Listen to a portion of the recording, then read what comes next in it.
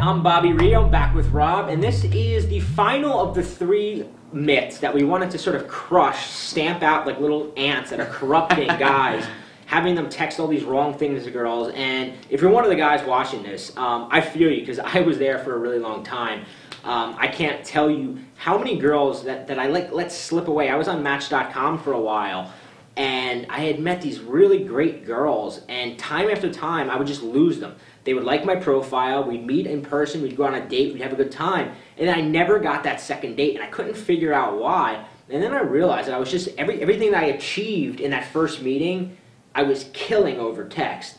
And luckily, Rob here slapped me in the face and kind of woke me up and kind of set me on the right track, and now we want to do the same for you. So let's talk about the final myth that is crippling your texting skills, and that is all about how you're asking a girl out on a date. And there's a few reasons that you want to pay really close attention to what we're about to say, because there's a few sort of hidden reasons why this is so effective and why you want to listen to us. So Rob, let's let you take over for a minute. Well, again, this goes back to the intuitive approach. Most guys take the intuitive approach, which is the wrong approach in the situation, whereas they approach setting up a date like this is still the 1950s or the 1960s, where it's like you need a formal invitation and you need to set up the date a couple days in advance, and it has to be this big elaborate thing. Even guys that just take girls out for drinks or whatever, they usually think, oh, I should give her a heads up, I should text her a couple days out in advance,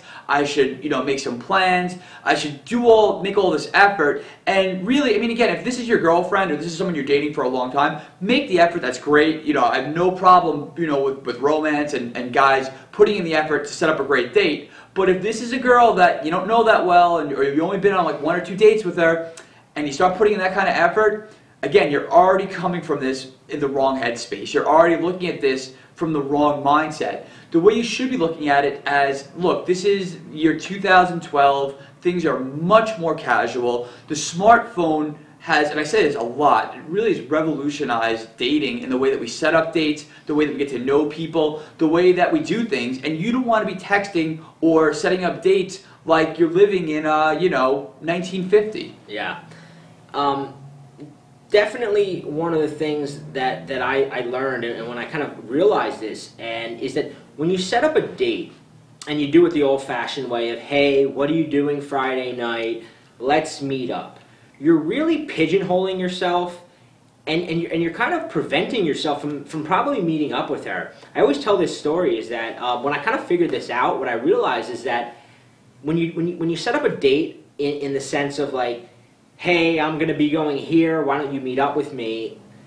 It opens you up the ability to set up as many dates or continue to try to set up as many dates as you want. To give an example, I had met this girl, Nicole, out, and it was my birthday, and I was actually out with another girl at the time. I was dating another girl at the time who wasn't with me, but I met Nicole at the time. I couldn't really have a relationship with her because I was in another relationship, but I kept in touch with her, and over the course of, you know, the month, I was just randomly inviting her out to parties I was going to, and a lot of times she would say, no, I can't make it tonight. But since I never set up a formal date, I never really got rejected. I just got her saying, hey, I couldn't make it. Well, sure enough, a couple months later, I'm heading out, and I'm like, hey, you know what, let me throw her a text that I'm going to this Halloween party. Sure enough, she shows up there and winds up going home with me. Now, had I 3 months earlier asked her out on a formal date, like Rob said, you know, and I know a lot of my students, I get texts all the time from them saying, hey, I asked her out to, you know, I bought tickets to this concert and I asked her if she wanted to go to it with me. And then she said no, and now you're standing there with egg on your face. And listen, getting rejected is nothing to be ashamed of, but it makes it very hard for you from that point to then ask her out again, because now you're putting her in a position to reject you. And now it's like, how many times are you going to do that before you give up? Whereas when you're doing it the way we're suggesting, and you're kind of just throwing things out there, you can literally have 10 different girls that you just throw it out there. Hey, I'm going to be here. Why don't you meet me for some ice cream? Hey, I'm going to be here. Why don't we do this? And if they don't respond, I mean, you can go on forever. Yeah, absolutely. And I mean, you know, even the day that you're asking, like you were saying before, a lot of guys say, oh, let's meet up on Friday or Saturday night. Don't set up dates on Friday or Saturday night. Friday or Saturday night should either be time for your friends or time to meet new girls, but the weekend is not really a good time to go out with a girl that you don't know that well. So really, you should be reserving date nights for Monday, Tuesday, Wednesday, sometimes a Sunday. And I'll just give you a quick example. That happened literally yesterday. I texted a girl. I said, "Hey, you know, this girl's being a real pain to get out." And I could, you know, trying for weeks to, you know, really attractive girls. So I wanted to get her out. So I kept texting her. No response, or she was saying, "Oh no, I can't come out." It's almost to the point that she was getting angry that I was texting her. She's like, "What? You know, like I can't come out. I'm working. I'm busy. Blah blah." So I texted her again. She said, "I'm busy. Whatever." You know, I forgot. You know, I didn't feel like I got rejected. I just, all right, fine, whatever. You know, went on my day. And sure enough, 11:30 that night, I guess she got out of work early, or she came home. She had a glass of wine, decided that she wanted to meet up with someone. But suddenly, I was getting a text from her. "What are you doing right now?"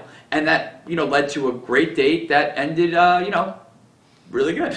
So the point of it is that, you know, if I wasn't constantly throwing out the invitations out there, even though she was saying no, and almost to the point where she was getting, you know, like why are you still texting me? Like, she was almost surprised I was being so persistent. But the thing was, I never really looked at it like I was really getting rejected. In fact, I thought it was kind of cute. So if you have that attitude that, you know, you really don't care and that you're just kind of throwing out invitations. Playful persistence, is that what you call it? Playful persistence, yes. That is that's sort of the way I think of it. The phrase that I associate with just doing what you want. You know, if you like this girl, you should keep pursuing her, but just don't take it that seriously. And, you know, like Bobby's saying, like when you're setting up these big, grand, romantic invitations, like, "I want to take you to the concert on Friday and wear your finest, you know, black cocktail dress." I mean, you're setting things up in such a way that, you know, when she says no, it's gonna look bad. It's gonna look bad for you. It's just not gonna be pretty. Like, you know, you're gonna feel embarrassed. It's gonna be weird. Whereas when you're just like, "Hey, you know, I'm going out and grabbing a beer. You wanna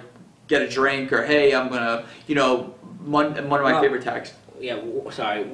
One of the things I think that I really want to nail home for you guys is that women, this idea of attraction isn't black or white, and that women's feelings change from moment to moment. They're a lot like guys. Whereas if a girl catches me on the right day, as opposed to the wrong day, like if a girl catches me on a day where I'm hard at work and I'm working on a new book, I'm in the middle of writing a book, and she calls me to meet her for drinks, I may just say no because I don't want to mess up my concentration.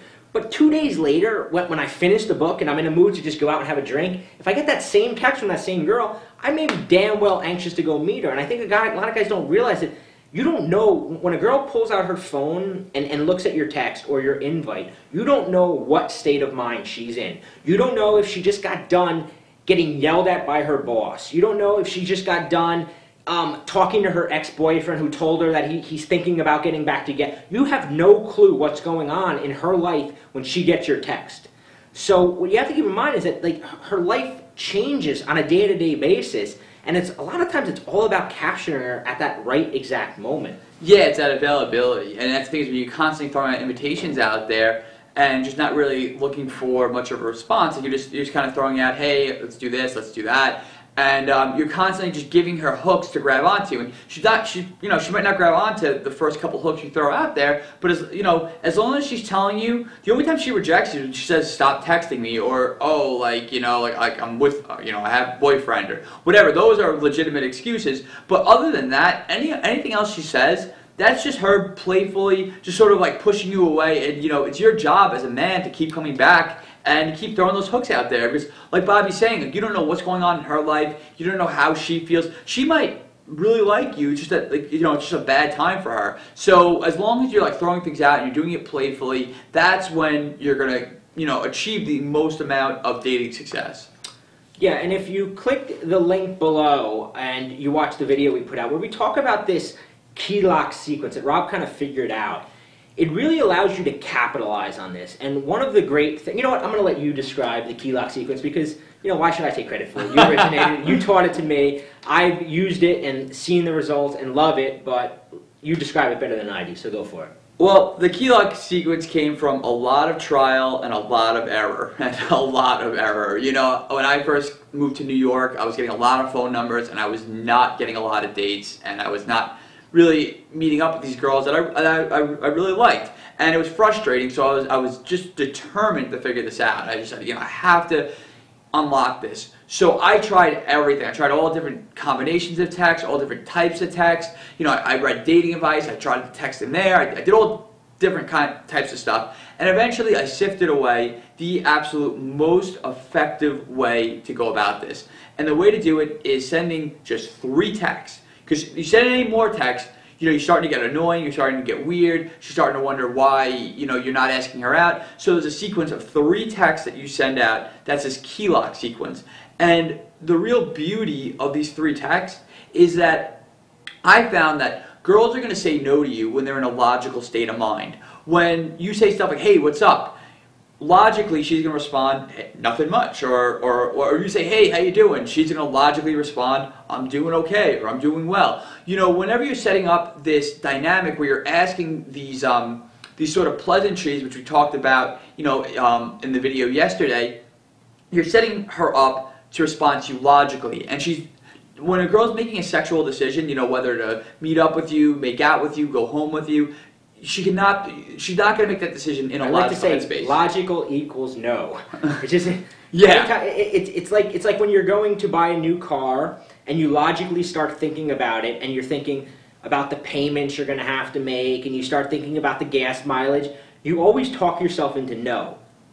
But emotionally, that's where you make yes decisions, and talk a little bit about that. Yeah, so when she's in an emotional state of mind, as you can probably imagine, you can just picture the girl that you like, and just picture her, laughing at all your jokes, leaning over, trying to listen to everything you're saying, agreeing with everything you're saying. She's all bubbly when she's dancing, she's very animated. You can just imagine a girl acting like that, and then you can probably absolutely imagine you just taking that girl by the hand, taking her out of the bar, and going home with her, and having awesome sex. And the reason that you can imagine that is because when girls are in that emotional, fun, sort of playful state of mind, that's when they're going to be very open to moving a romantic relationship forward. Whether it's, giving out her number, meeting up with you for a date, making out with you, going home with you, all those things are going to happen when she's feeling good emotions, and those good emotions are coming from you. And that's what this key lock sequence does,